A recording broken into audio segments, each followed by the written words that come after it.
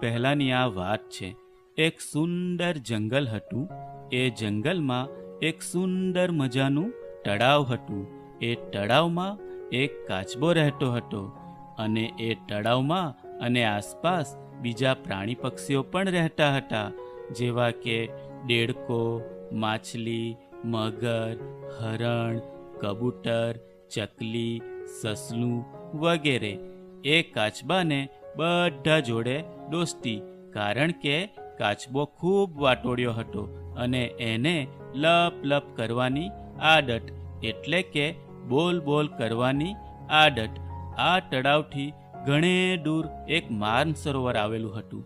ત્યાં બે હંસો રહેતા હતા. એ હંસોને બીજા પ્રદેશમાં ફરવાની ઈચ્છા થઈ, તેથી તેઓ ઉડીને જવા લાગ્યા. એ બે હંસો પોતાના માનસરોવરથી ઘણે દૂર આ જંગલમાં આવી પહોંચ્યા હતા. ઉડતા ઉડતા તેઓ થાકી ગયા હતા અને તરસ પણ ખૂબ લાગી હતી, તેથી તેઓ આશરો શોધવા લાગ્યા. ત્યારે તેમણે આ તળાવ જોયું અને તળાવના કિનારે આવીને પાણી પીવા લાગ્યા. ત્યારે એ બધું એક કાચબો જોતો હતો અને એ કાચબો એ બંને હંસો પાસે જાય છે અને લપ લપ કરવાનું ચાલુ કરે છે, એટલે કે બોલ બોલ કરવાનું ચાલુ કરે છે અને પૂછે છે, અરે વાહ હંસો, તમે કેટલા સુંદર છો, એકદમ દૂધ જેવા સફેદ. પહેલાં ક્યારેય તમને અહીં જોયા નથી. ક્યાંથી આવ્યા છો તમે? અમે એક માનસરોવરથી આવ્યા છે, જે અહીંથી ઘણી દૂર ડુંગરો અને ઝરણાઓ વચ્ચે આવેલું છે. આટો ફરતા ફરતા ખૂબ થાકી ગયા હતા અને તરસ પણ ખૂબ લાગી હતી, અને પછી આ તળાવ જોયું એટલે અહીં ઉતરી આવ્યા. પછી તો કાચબાએ વાતો કરવાનું શરૂ કર્યું. લપ લપ લપ લપ. હંસોને પણ કાચબાની વાતો ગમવા લાગી અને વાતો કરતાં કરતાં તળાવમાં ફરવા લાગ્યા. અને આમ કાચબા અને હંસોની મિત્રતા થઈ ગઈ અને કાચબાએ હંસોને કહ્યું, તમે અહીં જ રોકાઈ જાઓ તો મને ઘણું ગમશે. હંસોને પણ અહીં ખૂબ ગમવા લાગ્યું હતું અને એમણે અહીં જ રહેવાનો વિચાર કરતા કાચબાભાઈને કહ્યું કે સારું કાચબાભાઈ, અમે અહીં જ રોકાઈ જઈએ. આમ આ બંને હંસો આ જ તળાવમાં રહેવા લાગ્યા અને ખૂબ મજા કરતા કાચબા જોડે ગપ્પા મારતા અને હરતા ફરતા હતા. ક્યારેક હંસો તો આસપાસના તથા દૂરના બીજા પ્રદેશોમાં પણ હરતા ફરતા, કેમ કે તે ઉડી શકતા હતા, પણ કાચબો તો તળાવમાં જ તરતો અને તળાવમાં જ હરતો ફરતો હતો, કારણ કે તેનાથી ઉડી શકાતું ના હતું અને વળી એની ચાલ પણ ધીમી હતી. પણ હંસો દૂરના તથા આસપાસના પ્રદેશોમાં ફરી આવીને કાચબાને બધા પ્રદેશો વિશેની વાતો કરતા હતા, જેમ કે નદી, તળાવ, ડુંગરો, ગામડાઓ, જંગલો, ઝરણાઓ વગેરે. કાચબાને આ બધું સાંભળીને વિચાર આવતો કે કદાચ હું પણ ઉડી શકતો હોત તો હું પણ મારા મિત્રો જોડે નદી, તળાવ, ડુંગરો, વાદળો, ઝરણાઓ જોઈ શકતો હોત. આવું વિચારતો વિચારતો ફરી એ એના મિત્રો જોડે વાતો કરવા લાગી જતો અને આમ ત્રણેય મિત્રો ખૂબ આનંદમાં રહેતા હતા.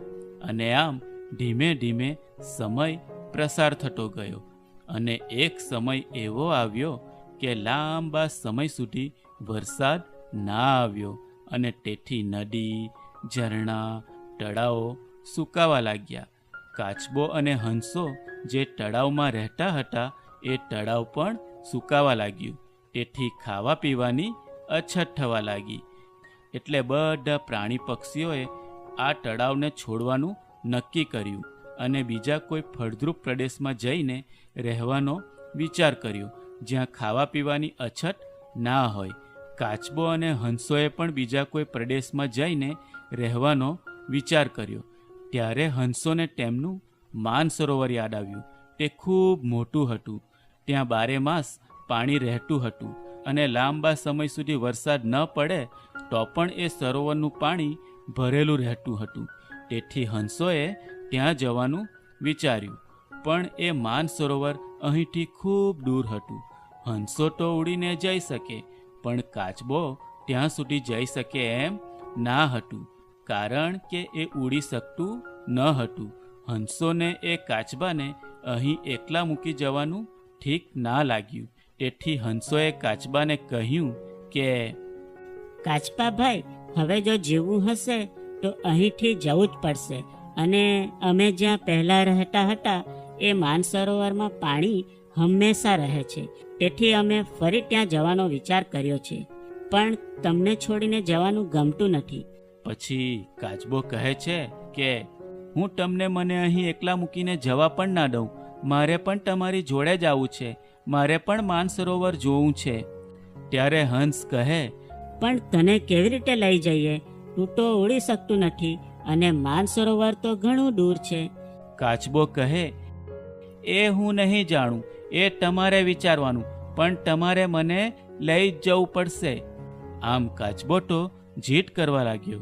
તેથી હંસો તો મૂંઝવણમાં આવી ગયા કે હવે શું કરવું.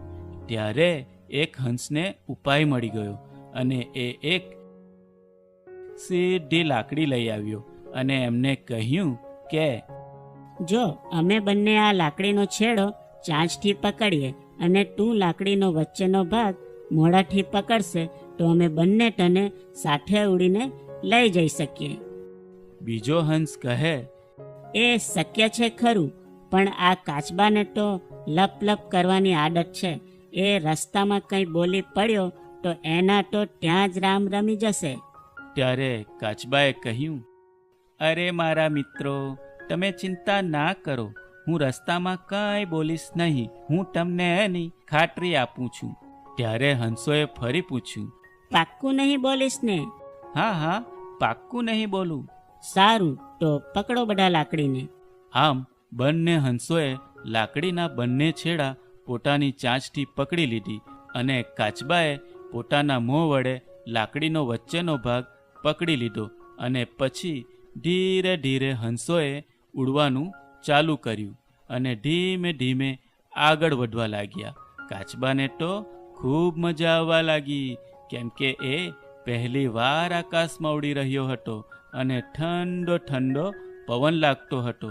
રસ્તામાં આવતા વૃક્ષો, નદીઓ, ડુંગરો, ગામડાઓ જોવાની એને ખૂબ મજા પડવા લાગી. આ બધું જોતા જોતા એને બોલવાનો વિચાર આવી જતો, પણ એ ચૂપ રહેતો હતો, કારણ કે એને હંસોને ન બોલવાની ખાતરી આપી હતી. આમ હંસો અને કાચબો ધીમે ધીમે આગળ વધી રહ્યા હતા. ત્યારે રસ્તામાં એક ગામ આવ્યું. એ ગામમાં છોકરાઓ રમતા હતા. એમાંથી એક છોકરાની નજર આ હંસો અને કાચબા ઉપર પડી. એને ખૂબ અચરજ લાગી. એમણે બધા છોકરાને આ દ્રશ્ય બતાવ્યું. આ દ્રશ્ય જોઈને બધા છોકરાઓ બૂમો પાડવા લાગ્યા અને આખું ગામ આ દ્રશ્ય જોવા માટે બહાર નીકળી આવ્યું અને બધા કાચબા અને હંસોની મજાક ઉડાવવા લાગ્યા. તેમાંથી એક માણસ એવું બોલ્યો કે, આ તો કેવો પાગલ કાચબો છે. એને શેની આકાશમાં ઉડવાની લત લાગી ગઈ. હા, અને આ બંને હંસો પણ કેટલા પાગલ છે. આ પાગલ કાચબાનો વજન ઉઠાવીને લઈ જાય છે. એમ કહીને હસવા લાગ્યા. આ સાંભળીને કાચબાને ખૂબ ગુસ્સો આવ્યો અને એ એના ગુસ્સા પરનો કાબુ ગુમાવી બેસે છે અને એ બોલી ઉઠે છે કે, અમે ગમે કરીએ ઓ. બોલતાની સાથે જ કાચબાના મોંમાંથી લાકડી છૂટી જાય છે અને કાચબો ધડામ દઈને જમીન પર પડે છે અને કાચબાના ત્યાં જ રામ રમી જાય છે. કાચબાને જમીન પર પડતા જોતા જ બંને હંસો તેમની પાસે ઝડપથી પહોંચી જાય છે અને જુએ છે તો કાચબાનું ત્યાં જ રામ રમી ગયું હોય છે. આ જોતા બંને હંસો ખૂબ દુઃખી થાય છે. ગામના લોકો ત્યાં આવી જતા બંને હંસો દુઃખી મને ત્યાંથી ઉડી જાય છે. જોયું મિત્રો, મજા આવીને આ વાર્તા જોવામાં?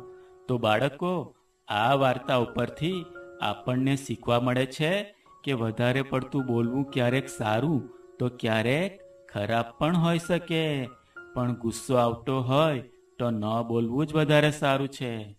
નહીં તો કાચ